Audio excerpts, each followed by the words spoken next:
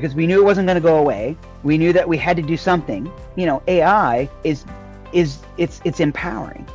Like, it's empowering people, it's empowering teachers, it's empowering non-techie people, it's empowering students to be able to do way more than they could do before.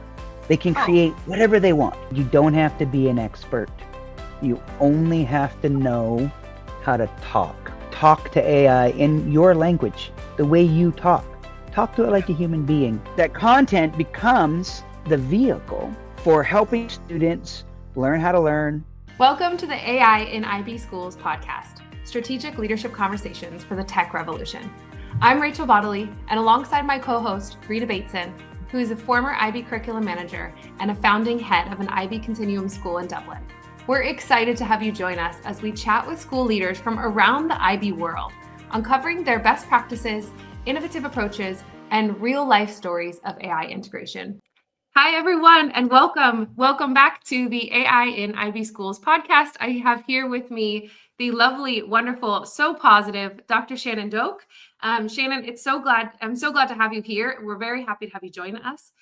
In this episode, we're going to sit down with Dr. Shannon Doak, the Director of Technology at Nanjing International School, and we are going to talk about how AI is really transforming education. From China's national AI mandate to real-world classroom applications, Dr. Doak is going to share some insights on ethical implementation, on student engagement, and on the future of EdTech. So we're so glad to have you here. I remember meeting you a couple weeks ago, just absolutely loving your energy and knowing how well researched you are when it comes to AI and how you're really trying to do everything in your power to really be an incredible tech leader for your school. So we're really lucky to have you on the podcast. And please, Shannon, let's introduce yourself. Tell me a little bit more about you, your background. Sure. And thank you for having me. I also enjoyed our conversation that we had before, and that's one of the reasons why I agreed to join you today, because I enjoy talking to you.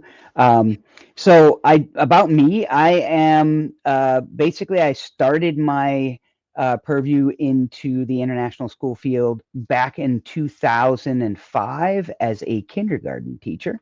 And I did that, and I was known as the techie teacher because I was using technology in my class with kindergartners, and people started coming to me, for stuff. And I thought, maybe I should get a degree in that. And so I got a degree in educational technology, a master's degree from Boise State University. And then as soon as I graduated, I went into a tech teacher role, which I transformed into a coaching role. And this was all at an international school in China at the American School of Guangzhou. I did that for 6 years, a total of 11 years at that school. And then I moved to Hawaii and did, a little bit of work at Hawaii Prep Academy, also as like an educational technologist, integration specialist. And in 2021, my wife is a counselor here at our school. She's also from China. We have one son. He's 18. He's graduating this year. He's in the midst of DP exams right as we speak. Feel sorry for the guy. Yeah. And we came back in 2021. We decided we wanted to come back to China. And so I applied at Nanjing International School, and I became the Director of Technology. And I've been here. This is my 4th year at NIS. And I love the school. I love Nanjing. I love China. China's my second home. I've been in China for about 19 years total. So yeah, that's a little bit about me. I love it. It's great. And it's great to see that you've got such depth and experience in China, because we are going to talk about, what the government has put out, and especially for Nanjing, what's coming. So that's exciting to have that conversation in a bit. I've been starting with most other people asking about the school background as well. So kind of What's the school background? What's the size? What is the structure of leadership? You might have some tech integration specialists under you or not. Are you doing this all by yourself? And then maybe what's your tech stack that you're using at the moment? That could be really helpful too for everyone to understand. So basically, let's see, we are a school of about 600-ish students. We kind of hover around that number. We have like a flat, I don't even want to, it's not called flat. There's 3 SLT, senior leadership team. There's Yeah. a senior education team. Then Yeah. there's like, other people. And then it's pretty much the same. And then I've got a team of, say, 4 tech support specialists that all have different roles. And then I Gotcha. have 2 people who work for a Apple service provider that are also under my management, Mm. even though they get paid by the third party, and they are responsible for like Apple repair and sales and so forth. Yeah. So I've got a team of 6, and then I have a tech coach for the whole school. Yeah, so that's basically how the school is. Our tech stack, we've got a lot of different systems. We've got Veracross, which is our student information system. We've got ManageBack, is our learning management system in the secondary school. We're a Seesaw school for primary. We've got Open Apply for our entry point. We've got Schools Buddy for after school care. We're an Office 365 school. So we've got we've got them all, and it's all like kind of what international schools in China look like. Kind of what, a lot of international schools Yeah, look like. And yeah.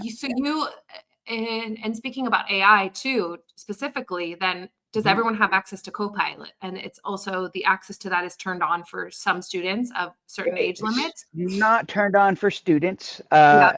It is turned on for teachers, but we Yeah. do also. We were probably, I think we were the first school in China to partner with Magic School AI. Yeah. So Okay. we have that for students. We feel that that's just a little bit safer because there's more monitoring, Yep. being able to like look in and see what they're doing in their rooms, what kind of conversations they're having with it. It kind of like highlights certain things if there's an issue. So it's just a safer space to use AI than just turning on Copilot. Gotcha. Okay. I think that Yeah. gives us a good understanding of the context, the background, kind of the situation that you're in. And you mentioned you started at Nanjing in 2021. So Yep. literally a year and a half later, ChatGPT was more broadly used. AI, LLMs were adopted in the public. What is, just in terms of AI integration in general in education, what have you noticed? Kind of what has your path been the last 3 years? Because I see you've done a lot of great keynotes. You're doing a lot of work. I know you're doing a lot of research. Kind of share your transformation and your journey maybe in the last 3 years. That would be really interesting to hear. Okay, so like more like about my journey specifically, or like Yeah, NIS, or with the school as well. I think that's helpful to okay, know. Yeah, maybe put sure, it in the school's context. But I know that you've done a sure, lot on your own to kind of then bring that back to the school. And what has that yeah, looked yeah, like? yeah. Yeah. Okay, so I think one thing I like about NIS is the senior leadership team. I've always had a great relationship with the director of learning. We have a new director of learning started this year. Her name's Sandra Chow. Have a great relationship with her as well. But prior to that, it was Cass and Bratton. Had a really good relationship with him. And so when AI hit, the first time I used it, I was actually quarantining myself away from the rest of my family because I had COVID. Yeah. And I was stuck in a room. And I was like, "Ooh, what's this?" And Yeah.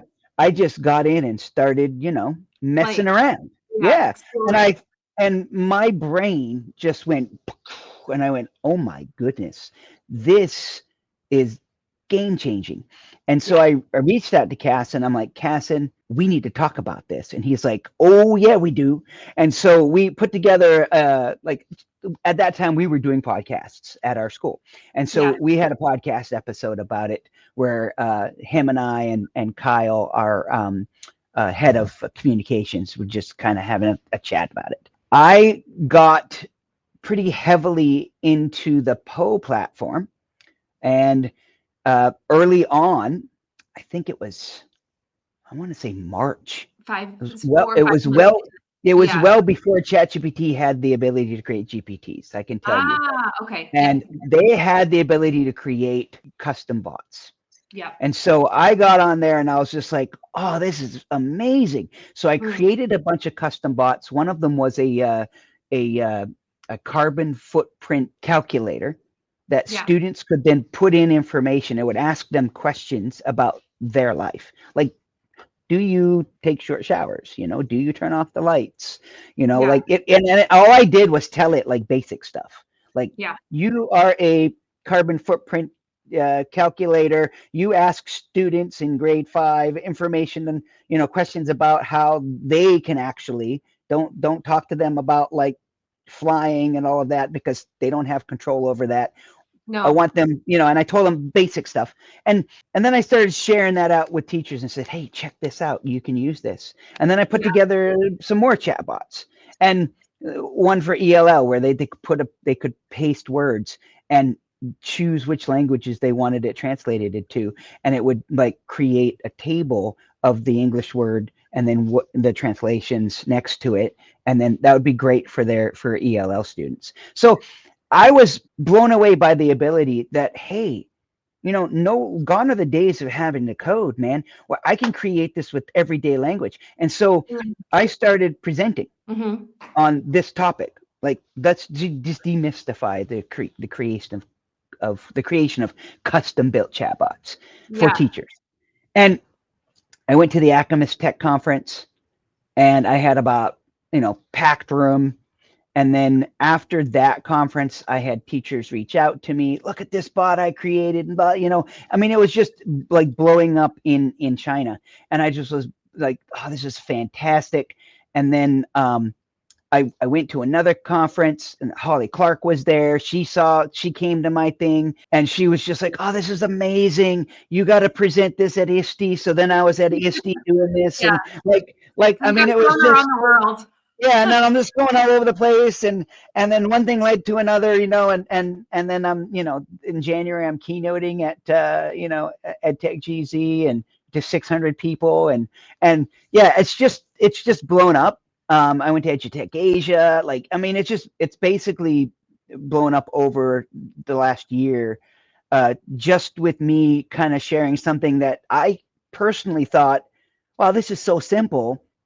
Who would want to hear this? Yeah, got you. And I think that's the important part, because people don't understand that, AI is it's empowering. Like, it's empowering people, it's empowering teachers, it's empowering non-techie people, it's empowering students to be able to do way more than they could do before.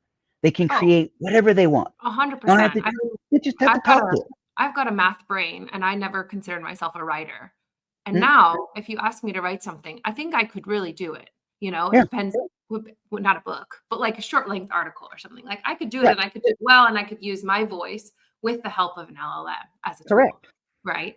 Absolutely. And I think what was really special, what just stuck with me, is that it sounds like you in your role and NIS as a school jumped into this early. You were immediately talking about it. You were open about the conversation, which I think has been tough for a lot of leadership teams. Was your whole leadership team on board?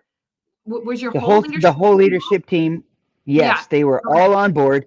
And what happened, because they were all on board, not only were we were able to like do things.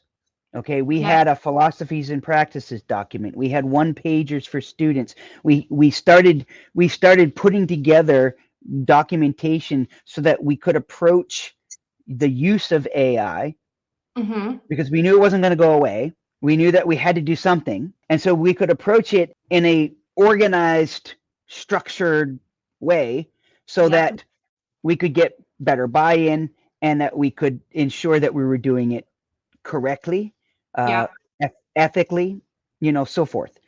So we actually had meetings with the board, we had parent meetings, and then all of this led to me and the director of learning, Cass and Bratton at the time, presenting at the Acamas Leadership Conference that was held in the spring, about our journey. And again, packed full of school heads and so forth who hadn't even taken a step forward. So we were probably, of course there was other schools that were doing the same thing.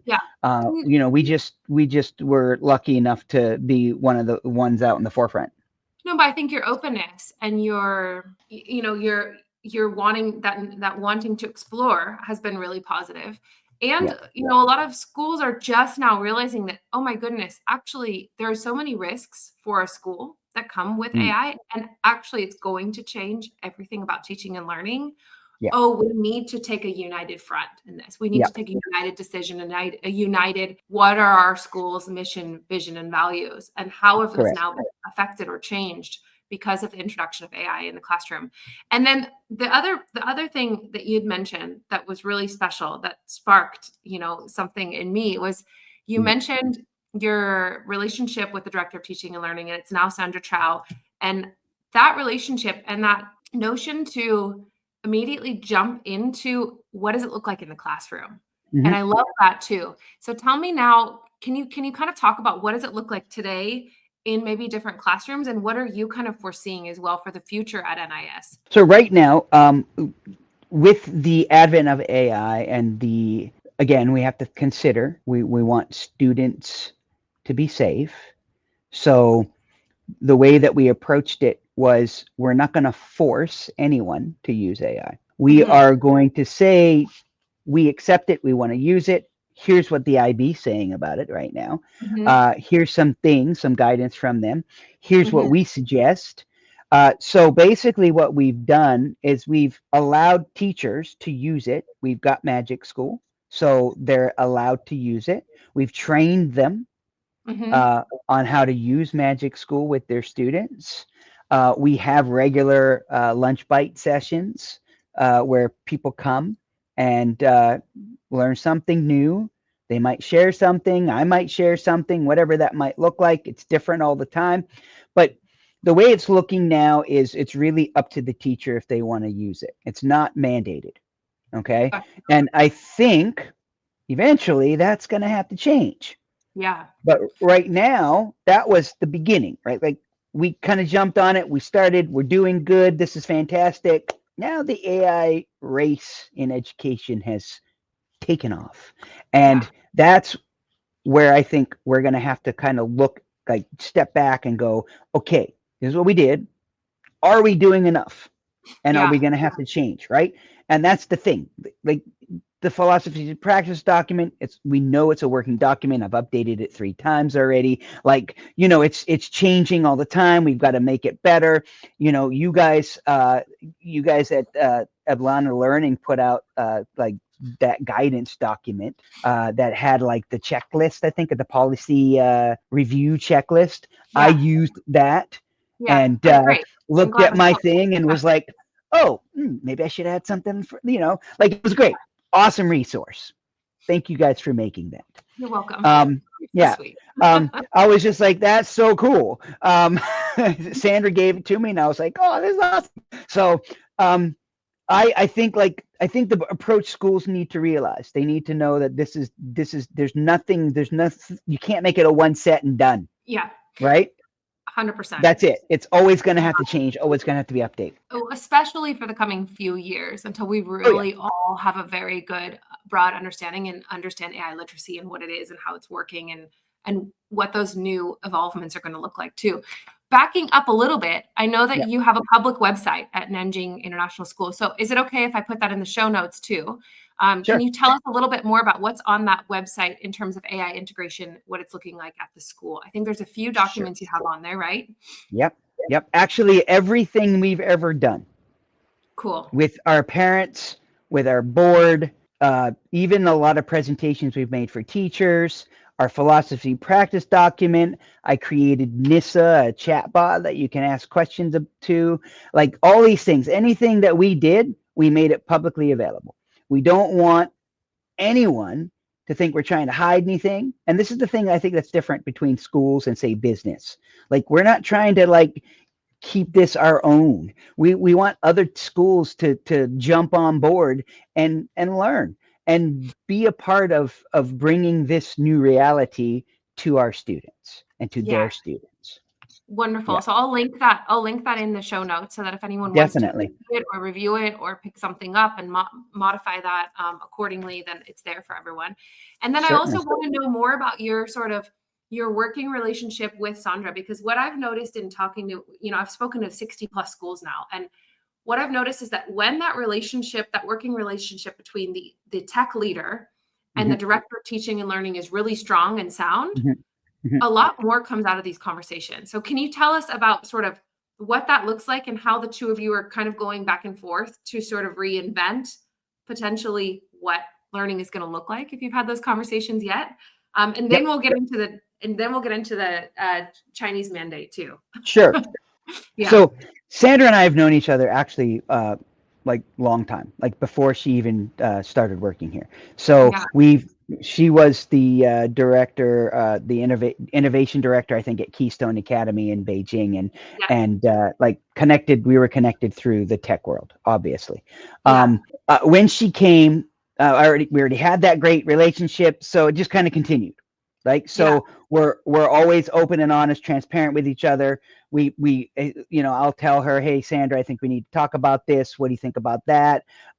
You know, I think she understands. It's because of that relationship, I think, that we can have these like open communication situations where we can, like, I can throw something out and go, hey, let's What do you look at think? this, Yeah. right? Like, Yeah. this is, you know, I don't feel like I have to hold back, and she Yeah. never holds back with me either. And I think that that's important, because if technology plays such an important role today in schools, that if there is no connection between the tech leader and the learning leader, there's a problem, right? And so there has to be that connection, and there has to be in my mind, I think there needs to be a shared vision.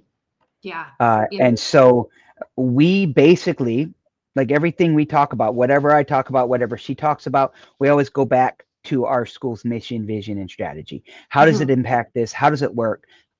How's this going to look? And I did this with Casson. The entire thing that we did was based on our mission, our vision, our strategy, and how we're moving forward.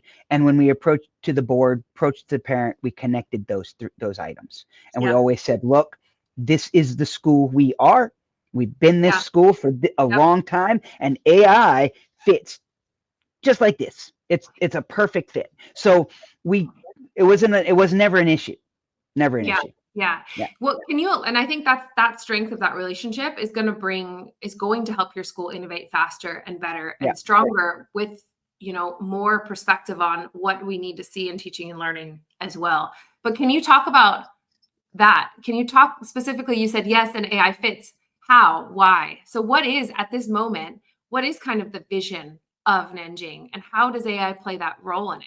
Now I'm asking you all the tricky questions I didn't have in our original question list. That's okay. I'd love to hear and learn more. You know, what do you see in a couple years from now? What is this going to look like? So, you know, that's really going to be the area that I think international schools are going to have to grapple with, because like I said before, we might have been the initial, like, out of the gate, like we started early.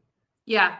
But all over the world, China in particular, is now making AI curriculum classes mandatory. Yep. So in Nanjing alone, they've already had like 52 pilot schools, okay, that are piloting different things. Okay, they're not just talking about the future, they're doing it, they're building it, right? Yeah. So these ones, like, it's targeting basically efforts to bring quality AI education and access to all the learners. And this is for primary and secondary schools. So this is huge. And this is not only happening in Nanjing. It was first mentioned for Beijing, then Shanghai, then Nanjing, like, put something out. Like, it's going to be like nationwide in China. And this so was, I think originally it was a few months back, right? Sorry, I'm just thinking of the timeline for anyone who's listening. Was it in March or April that this started to come out publicly? March. I think it was in I can't remember. I think it was March. Yeah. For Beijing. Okay. Nanjing, I think it was April 15th that they released this information. Okay. So that was in April. I think Beijing was March. And I think Shanghai also did something in March. But yeah, Nanjing did do something. It was April 15th. And like I said, like, I think this is, for lack of a better word, this is like a kick in the butt. Like, come on now international schools, let's go. Like, what are we going to do? We Yeah. need to do something. Mhm. We can no longer say, oh, well, it's not mandatory. You can here's Magic School, do some AI in your class. We've got to do more. Yeah. At least that's my opinion. Obviously, that's a little bit difficult because international schools they're IB schools. They're kind of maybe stuck with what the IB is giving them, and Yeah. the IB needs to change, and I do think that they will eventually, Mhm. but I think it's going to be up to the schools themselves to start thinking, where are we going to put this? Yeah. What do we Mhm. think this is important? If Mhm. we think it's important, what's our next step? Yeah. And my thought, this is my own personal vision, would Mhm. be that an AI curriculum would be adopted by a school Yeah. and implemented starting in kindergarten. Yeah. Whether or not that's actually them using AI, or maybe it's, paper Yeah. AI, Yeah. like it's like paper coding, right? You walk here, you go 2 steps to the left, and you're learning coding thinking, right? Yeah. But what about AI? It doesn't have to be on a screen. It could be, on paper. In a Um, workbook. right. Could It be could in a be a workbook. workbook. It Yeah. could be, right? So, Mhm. but starting early Yep. and learning, my main deal is, like, this thing has to be like a developed with a student's cognitive abilities, Yes. because in order to use AI well, there has to be a certain level of cognitive development. You cannot Yeah. just put it in and then they become, like, relying on it, and then they stop thinking, and Yeah. we It's all don't the want that. cognitive overloading and that issue Right. that's happening now. Yep. Correct. Yeah. Absolutely. Yeah. Absolutely. And really helping kids understand what the boundaries are and what does it Correct. feel like not to use it and how do you develop your brain without it? And why should you Yeah. continue to do that? And Yeah. us as the educators and us as the schools laying those frameworks and those foundations for kids, and Correct. making sure that they understand that important piece of human connection still. Yeah. And all of the ATL skills that are really important and will remain important and will always remain more important than the ability and a use of AI, right? Oh Um, yeah.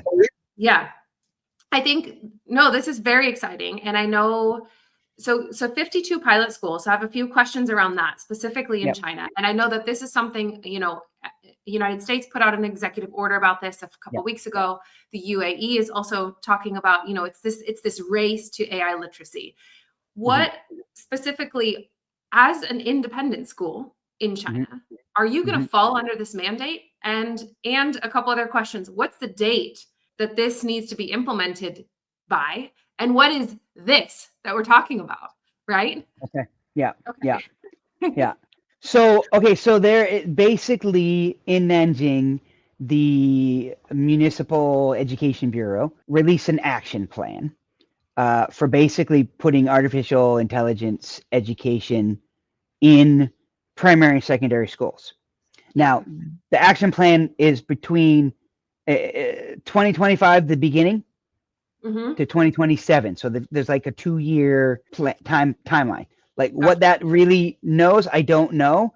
And like, what it's going to look like, I have no idea. And they've also mentioned something about 100 scenarios. Now, I have no idea. I've not been able to look at what these 100 scenarios are.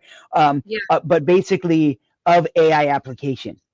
Yeah. Okay, like Yeah. 100 scenarios of how AI can be applied. So Yeah. it seems like they're focusing on the application of AI to do stuff, right? Yeah. Help students learn, help them create, help them do things. Yeah. Application of AI, right? And it's gonna be across the whole school, the whole city. Okay, all the schools. We, as an independent international school, will not fall under that, because Yeah. we are our own. We don't have to do the national curriculum. We don't have to do any of that. We're Yeah. our own thing. So it doesn't impact us. but it does. Except if the public school is doing better than we are, what's going on, right? Yeah. Of Right. course. Yeah. It's very interesting. And it's interesting that to what extent has literacy been mentioned? I know that Rita's read all about this. So I wish she were here in the conversation as well. But what about literacy? What about basic ethics? What about safeguarding of children? Is any of that mentioned yet? It was, as far as I know, again, I'm not 100% sure what those 100 scenarios look like. I'm assuming that would have all of that kind of ethical use and, all of that kind of stuff and built inside. Again, I don't know because I haven't been able to actually see what the curriculum looks like. I'm just reading, the Chinese news articles that have been posted about it. So it's difficult to say either way. I don't know. Yeah. No, absolutely. And what do you foresee? Like, if you're an international school in China or anywhere in the world right now, like, if you had a magic wand, what would you make happen tomorrow? In a school, what would it really actually look like? Well, this could be this could be a whole nother episode. Okay, I'll try to be brief. That's okay.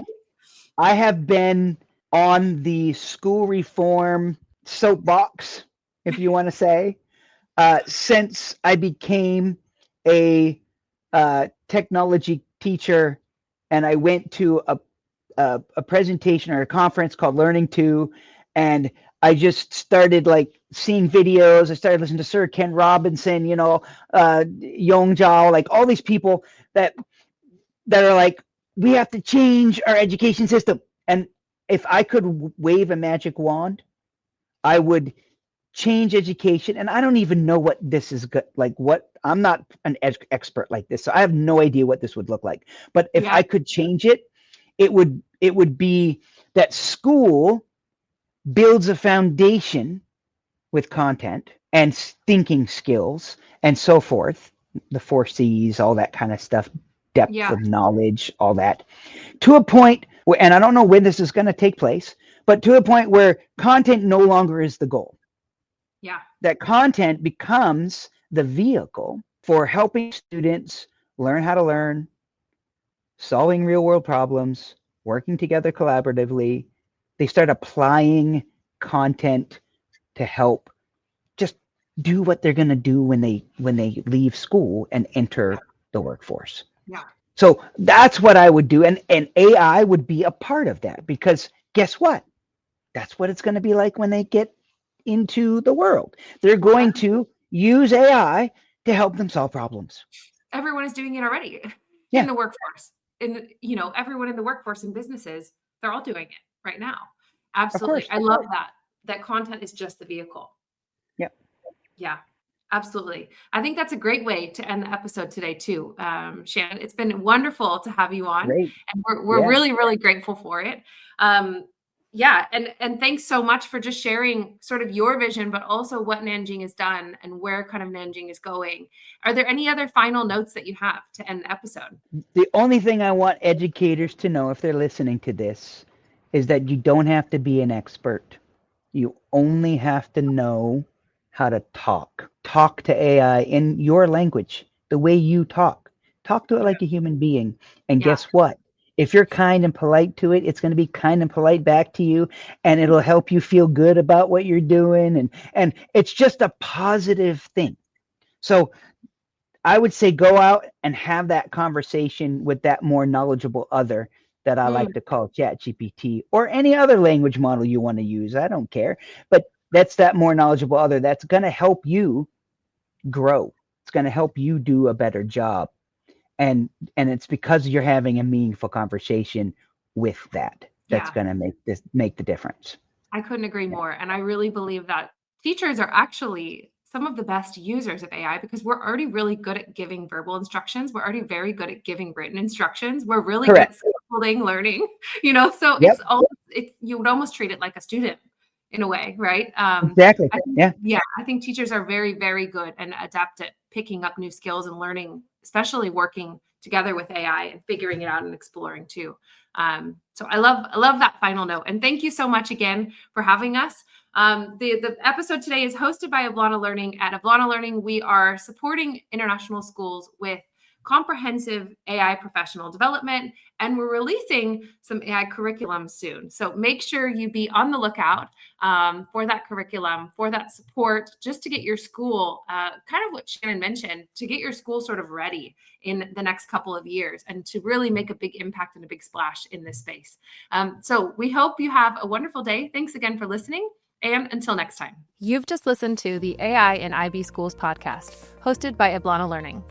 At Ablana Learning, we help your school stay ahead of rapid technological change, cutting through that AI clutter with ethical, sustainable guidance rooted in international school values. Founded by veteran IB educators, we've designed the world's first fully articulated K-12 continuum AI curriculum, ready to run as either a standalone program or threaded into existing subjects. And we offer access to practical professional development, delivered in person, virtually, or self-paced, that upskills every member of your staff. Ablana is here to ensure your school becomes AI-informed, AI-safe, and AI-empowered, enabling your students to think critically, act responsibly, and innovate with purpose. Let's talk about your school. Send us an email at info@ablanalearning.com. We'll see you next time.